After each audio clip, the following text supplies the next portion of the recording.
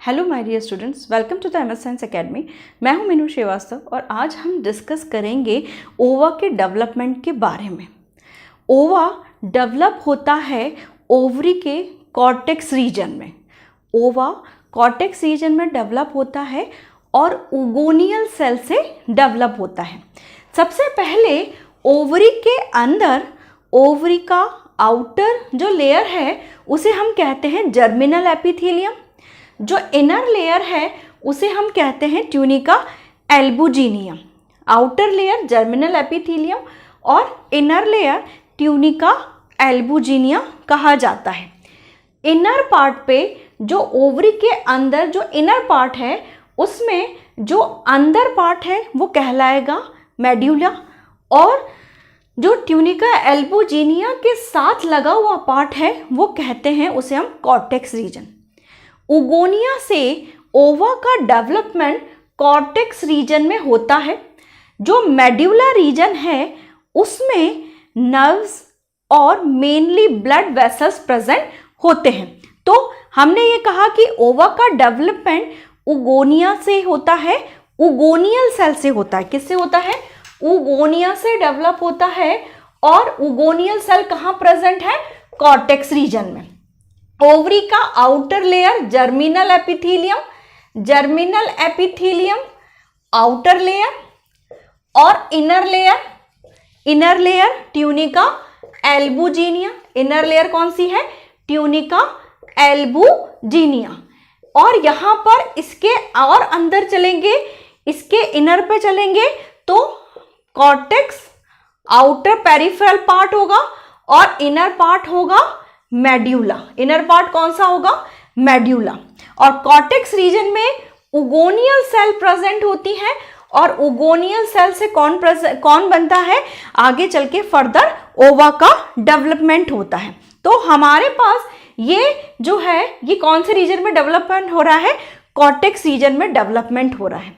इसके अलावा जो ओगोनियल सेल हैं उनका जो ओरिजिनेशन है वो ओरिजिनेशन होता है मीजोडर्मल।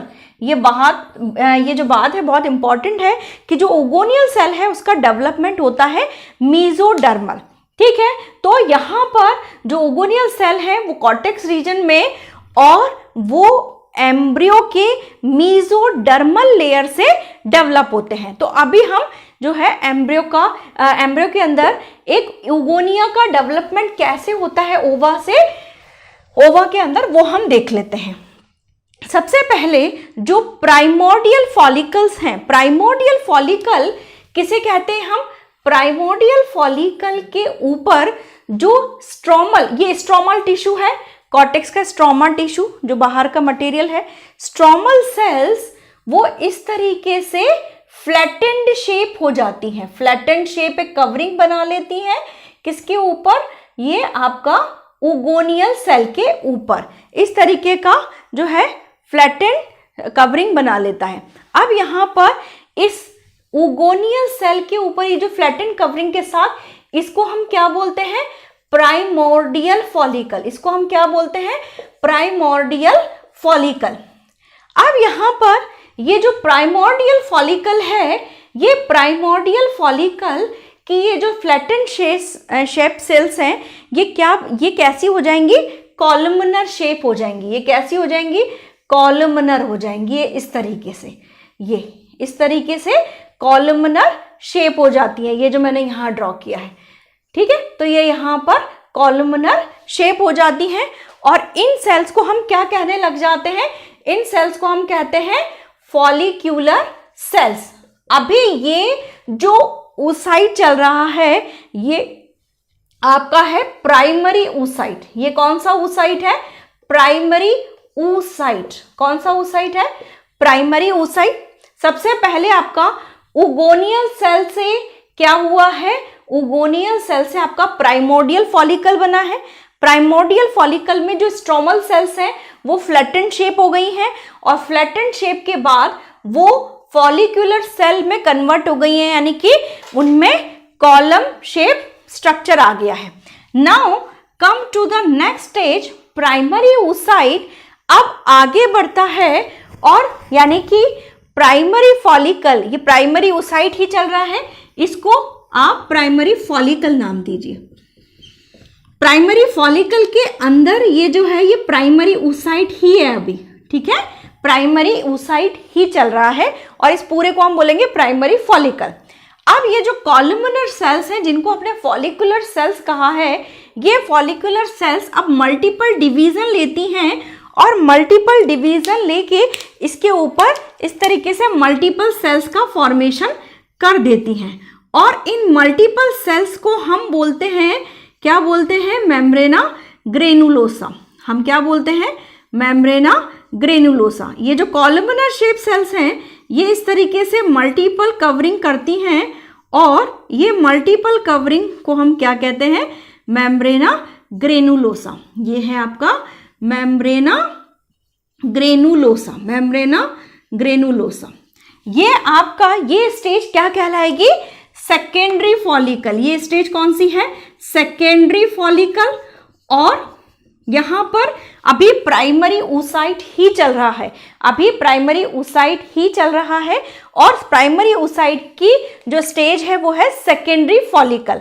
अब यहाँ पर ये जो सेल्स हैं जो कि जिसे हमने कहा है मेम्ब्रेना ग्रेनुलोसा, ग्रेनुलोसा स्पेलिंग, मेम्ब्रेना ग्रेनुलोसा अब धीरे धीरे प्रॉपरली अरेंज्ड होती हैं और यहाँ पर वो एक प्रॉपर स्पेस क्रिएट करती हैं जिससे हमें कुछ कह सकते हैं कैविटी या एंट्रम दिखाई देती है। देखते हैं हम वो कैसे दिखाई देती है।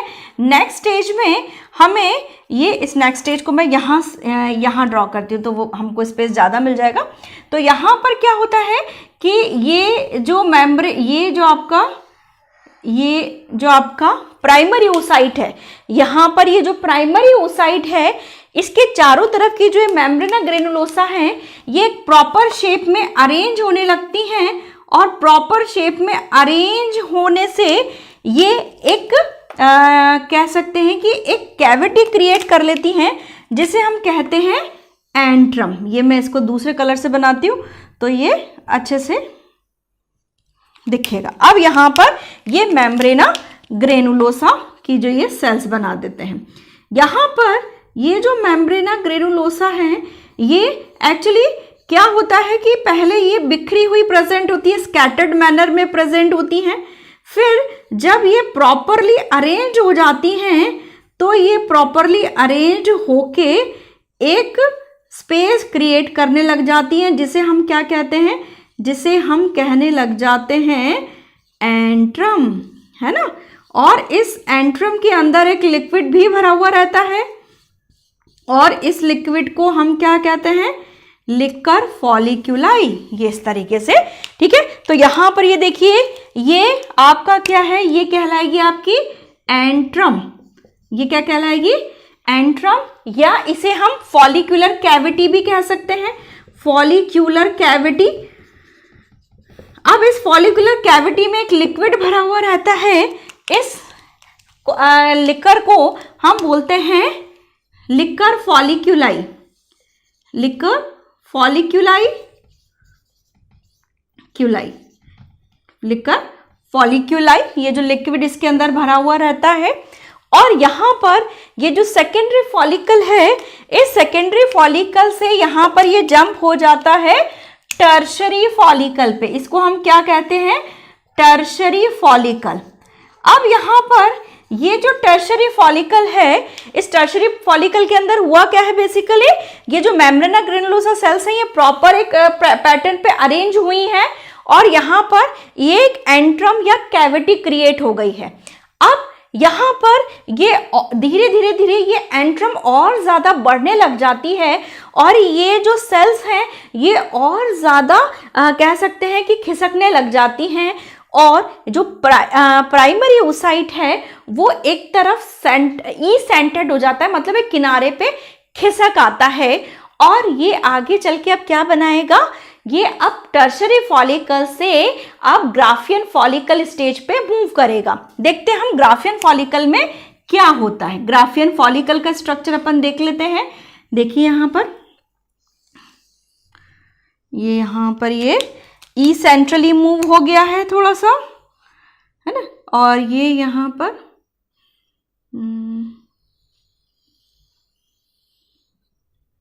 जिस तरह से जो ये एंट्रम है ये काफ़ी एनलार्ज्ड हो जाती है और ये मल्टीपल जो सेल्स हैं फॉलिकुलर सेल्स वो इस तरीके से मल्टीपल फॉर्म में अरेंज रहती हैं।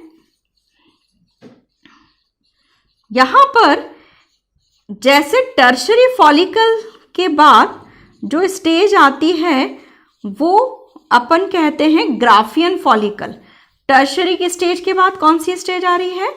ग्राफियन फॉलिकल वाली स्टेज आ रही है। इस ड्यूरेशन में एक काम और होता है कि यहाँ पर इसके अंदर का जो डिवीज़न है, फर्स्ट मियोटिक डिवीज़न कंप्लीट होके ये सेकेंडरी oocyte में कन्वर्ट हो जाता है। देखिए यहाँ पर अब समझते हैं। यहाँ पर primordial follicle, primary follicle, secondary follicle, tertiary follicle. Tertiary follicle तक यहाँ पर कौन सी स्टेज चल रही है? Primary oocyte। यहाँ पर कौन सी स्टेज चल रही है? प्राइमरी oocyte की। आप फॉलिकल नाम और oocyte में कंफ्यूज मत करिएगा। फॉलिकल यहाँ पर प्राइमरी oocyte की ही स्टेजेस होती हैं। प्राइमरी oocyte की stage primordial follicle, primary follicle, secondary follicle और टर्शरी फॉलिकल यहाँ तक चलती है। जब टर्शरी फॉलिकल तक आ जाता है तब प्राइमरी oocyte के अंदर एक जो मियोटिक डिवीजन है, फर्स्ट मियोटिक डिवीजन कंप्लीट हो जाता है। ये बात हम बहुत अच्छे से समझेंगे किसके अंदर, जब हम गैमेटोजेनेसिस वाला वीडियो हम बनाएंगे तो उसके अंदर मैं आपको बताऊंगी कि कैसे एक फीमेल बॉडी के अंदर फर्स्ट मियोटिक डिवीजन और सेकेंड मियोटिक डिवीजन होता है।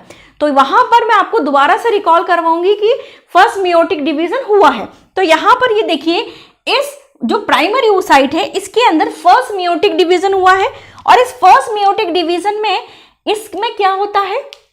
फर्स्ट मियोटिक डिवीजन में प्राइमरी oocyte से क्या बन जाता है? Secondary oocyte। क्या बनेगा? सेकेंडरी oocyte प्लस एक पोलर बॉडी फॉर्मेशन होता है। एक पोलर बॉडी भी बनेगा यहाँ पर जो कि डीजेनरेट हो जाता है। फाइनली उसका कोई रोल नहीं होता है, वो बहुत माइन्यूट स्टेज होती है। तो यहाँ पर पोलर बॉडी डीजेनरेट हो जाएगा और क्या बनेगा? Secondary oocyte। तो प्राइमरी अब टर्शरी फॉलिकल से जब ग्राफियन फॉलिकल पे आता है तो यहाँ पर oocyte के अंदर क्या हो जाएगा? Meiotic, first meiotic division complete होता है। Now it's come towards the secondary oocyte condition and it is termed as the Graafian follicle. इसको हम क्या बोलते हैं? Graafian follicle stage. यहाँ पर एक और चीज है कि एंट्रम बहुत बड़ी होती जा रही है और ये जो सेकेंडरी oocyte है, अब मैं यहाँ पर सेकेंडरी oocyte वर्ड यूज कर रही हूँ। सेकेंडरी oocyte थोड़ा सा ई सेंटर्ड होता जा रहा है, मतलब सेंटर से हटता जा रहा है। यहाँ ये सेंटर में था लेकिन धीरे धीरे ये ई सेंटर्ड होता जा रहा है। यहाँ पर ग्राफियन फॉलिकल में इसके चारों तरफ एक लेयर सिक्रीट होती है। जो स्ट्रोमल सेल्स हैं, फॉलिकुलर सेल्स हैं, वो एक लेयर सिक्रीट करती हैं जिसे हम कहते हैं ज़ोना पेल्यूसिडा। ये जो रेड लेयर है इसको मैं बताती हूँ, it is known as the zona pellucida. It is known as the zona pellucida. अब यहाँ पर ज़ोना पेल्यूसिडा ये सेकेंडरी oocyte के चारों तरफ की लेयर है। इसके अलावा यहाँ पर बाहर की तरफ दो लेयर्स जो है और सिक्रीट होती हैं। ये जो आपकी फॉलिकुलर सेल्स हैं इनसे जस्ट अटैच करके एक लेयर सिक्रीट होती है जिसे हम कहते हैं थीका इंटरना। इसे हम क्या कहते हैं? Theca interna. और ये थीका इंटरना नेचर में कैसी होती है? वेस्कुलर लेयर होती है। और यहाँ पर इसके ऊपर जो लेयर है वो कहलाएगी आपकी थीका एक्सटर्ना। और थीका एक्सटर्ना सेल्स ये फाइब्रस नेचर की होती है। नेचर में कैसी होती है? ये फाइब्रस लेयर प्रेजेंट होती है। ठीक है, तो यहाँ पर प्राइमरी oocyte टर्शरी फॉलिकल तक चला था। Now come to the Graafian follicle जिसके अंदर सेकेंडरी oocyte बन चुका है मियोटिक डिवीजन से और यहाँ पर इसके अंदर ज़ोना पेल्यूसिडा लेयर बन चुकी है। ज़ोना पेल्यूसिडा लेयर के अलावा यहाँ पर दो बाहर की तरफ और लेयर्स बनी है, जिसमें बाहर की जस्ट बाहर की लेयर थीका एक्सटर्ना जो कि फाइब्रस होती है, और थीका इंटरना जो कि वेस्कुलर होती है। थीका इंटरना का जो काम होता है वो काम होता है एस्ट्रोजन रिलीज का। थीका इंटरना क्या रिलीज करती है? एस्ट्रोजन रिलीज करने से रिलेटेड काम है इसका। ये क्या रिलीज करेगी? एस्ट्रोजन हार्मोन रिलीज करती है। अब यहां पर जब सेकेंडरी oocyte बन चुका है, सेकेंडरी oocyte बन चुका है, ये यहाँ पर कॉर्टेक्स रीजन में सेकेंडरी oocyte यानी ग्राफियन फॉलिकल बन चुका है, तो ये Graafian follicle due to the LH surge यानी कि ल्यूटिनाइजिंग हार्मोन के एक्सेस में मेंस्ट्रुएशन साइकिल के 14th डे पे ये क्या होता है? ये सेकेंडरी oocyte रिलीज होता है। ये सेकेंडरी oocyte रिलीज होता है। ये यहाँ पर मैं इसमें पहले एक ही सेल बनाती हूँ। ये सेकेंडरी oocyte रिलीज हुआ है। यहाँ पर ये जो यहाँ पर इसकी लेयर्स देखिए, ये इसकी जो फर्स्ट लेयर है इसको मैं रेड कलर से बनाती हूँ। ये कौन सी है? आपकी जोना पेल्यूसिडा। ये आपकी क्या है? जोना पेल्यूसिडा, है ना। यहाँ पर जो ज़ेन्यू पेल्यूसिडा है, इससे पहले अपन यहाँ पर एक चीज और कर लेते हैं।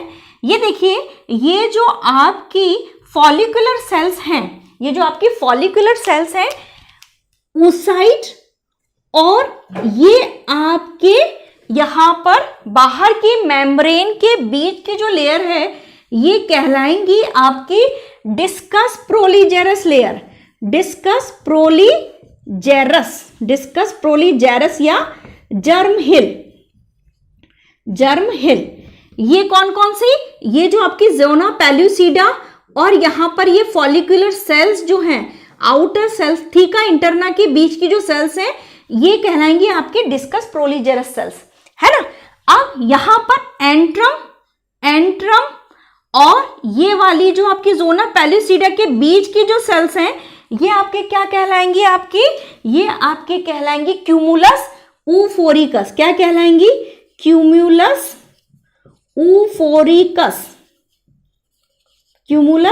ऊफोरिकस। ठीक है, थोड़ा सा बहुत स्लाइड सा डिफरेंस है दोनों के अंदर। जो सेल्स एंट्रम और जोना पेल्यूसिडा के बीच में प्रेजेंट है वो क्यूमुलस ऊफोरिकस, और जो थीका इंटरना और जोना पेल्यूसिडा के बीच में प्रेजेंट है वो क्या कहलाएंगे? आपकी डिस्कस प्रोलीजेरस या जर्म हिल। डिस्कस प्रोलीजेरस या जर्म हिल कहलाती हैं यहां पर। अब यहां पर क्या होता है? इस स्टेज में ये LH सर्ज के ड्यूरेशन में, LH सर्ज मतलब क्या हो गया? LH सर्ज मतलब कि ल्यूटिनाइजिंग हार्मोन का पीक आ चुका है। ल्यूटिनाइजिंग ब्लड के अंदर ल्यूटिनाइजिंग हार्मोन अपने पीक लेवल पे है, तो उस वजह से ये ग्राफियन फॉलिकल के अंदर जो सेकेंडरी oocyte है वो रिलीज होगा यहाँ पर। ये देखिए, ये यहाँ पर मैं यहाँ पर बना देती हूँ इसको, है ना। ये थोड़ा सा क्यूमुलस ऊफोरिकस वर्ड आ रहा, तो ये यहाँ पर ये सेकेंडरी oocyte क्या हो जाएगा? रिलीज हो जाएगा। सेकेंडरी oocyte के ऊपर हमने कहा कौन सी लेयर है? ये आपकी जोना पेल्यूसिडा। ये कौन सी लेयर है? आपकी जोना पेल्यूसिडा लेयर है। जोना पेल्यूसिडा जब ये रिलीज होता है तो जोना पेल्यूसिडा के साथ साथ यहाँ पर ये जो ब्लैक कलर की मैंने फॉलिकुलर सेल्स बनाई है वो एक लेयर भी यहाँ पर प्रेजेंट होती है। तो इस लेयर ये आपकी ये जो फॉलिकुलर सेल्स है ये आपकी इसके ये ऊपर रहती हैं। ठीक है, तो इधर ये रेड कलर की जोना पेल्यूसिडा और ये जो फॉलिकुलर सेल की जो एक लेयर बचती है इसको हम क्या बोलते हैं? Corona radiata. ये क्या है? Corona radiata. अब यहां पर ये 14th डे पे, पीरियड के 14th डे पे ये आपका रिलीज हो जाता है। ठीक है, जिसे हम बोलते हैं LH सर्ज, यानी LH का पीक है जिसकी वजह से सेकेंडरी oocyte रिलीज हो गया है। अब यहां पर ये जो बचा हुआ पार्ट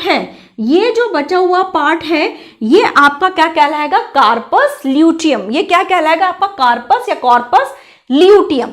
ल्यूटियम वर्ड क्यों कहते हैं? ये मतलब ये बाहर का बाहर निकल गया और बाकी पूरा का पूरा ऐसा बचा रहा। ये मैंने ऐसा थोड़ा सा रप्चर सा बनाया है, ये थोड़ा सा ये पूरा का पूरा ऐसा बचा रहता है। ठीक है। अब यहाँ पर इसे कार्पस ल्यूटियम क्यों कहते हैं?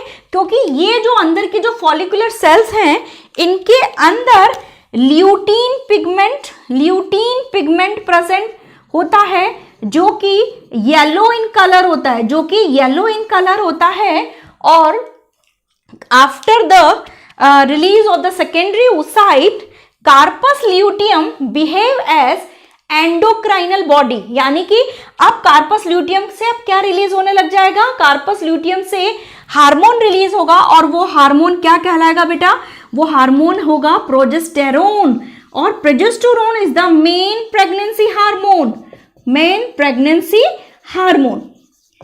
यहां पर कार्पस ल्यूटियम के अंदर क्या होता है? कार्पस ल्यूटियम के अंदर जो फॉलिकुलर सेल्स है उसमें ल्यूटीन पिगमेंट होता है जिसे हम, जो कि येलो इन कलर होता है, और ये क्या सीक्रेट करना शुरू कर देती है? प्रोजेस्टेरोन, जिसकी वजह से प्रेगनेंसी आगे चल के मेंटेन होगी।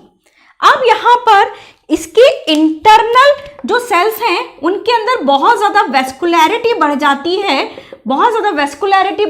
है, और उस स्टेज पे हम इसको बोलते हैं कॉर्पस हीमोरेजिकम। क्या बोलते हैं? कॉर्पस। जब इसके अंदर बहुत ज्यादा वेस्कुलैरिटी बढ़ जाती है तो इसको हम क्या बोलते हैं? Corpus haemorrhagicum. कब बोलते हैं? जब कॉर्पस ल्यूटियम के अंदर बहुत ज्यादा वेस्कुलैरिटी बढ़ जाती है।